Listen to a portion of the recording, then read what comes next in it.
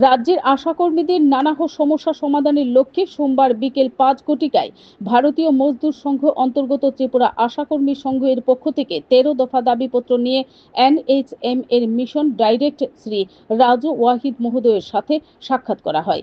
দাবি পেশকালীন সময়ে দাবিগুলোর যথার্থতা নিয়ে মিশন ডাইরেক্টর এর সাথে যথেষ্ট ইতিবাচক আলোচনা হয়েছে বলে অভিমত প্রকাশ করেছে ভারতীয় মজদুর সংঘ। ডেপুটেশন পেশ করার পর দুর্গাপূজার আগে উৎসব বোনাস প্রদানের জোরালো দাবি জানিয়েছেন বিএমএস কেন্দ্রীয় কমিটির সদস্যা এবং ত্রিপুরা আশাকর্মী সংঘের রাজ্য ইনচার্জ রুমা সাহা। তাছাড়াও আশাকর্মীদের সম্মানী বর্তমানে জাতীয় ফ্লোর ওয়েজ থেকে কম, যা শ্রমিকদের অধিকার লঙ্ঘন। অবিলম্বে শ্রমিকদের ন্যায্য মজুরি প্রদান করা এবং আশাকর্মীদের সামাজিক নিরাপত্তা নিশ্চিত করার জন্য পেনশন সুবিধা বৃদ্ধি করার দাবি জানানো হয়েছে। এছাড়াও তিনি আশাকর্মীদের সম্মানী বৃদ্ধির বিষয়টি বিবেচনা করার প্রতিশ্রুতি ব্যক্ত করেন।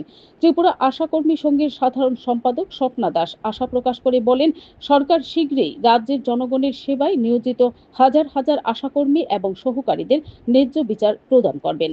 Bureau report, BTV Tripura news. আজকে আমরা ভারতীয় মজদুর সংঘ ত্রিপুরা প্রদেশের অ্যাফিলিয়েটেড ইউনিয়ন আশাকর্মী সংঘের তরফ থেকে আসামি এনএইচএম মিশন ডিরেক্টরের সঙ্গে আমরা দেখা করেছি 13 পয়েন্ট চার্টার অফ ডিমান্ড নিয়ে।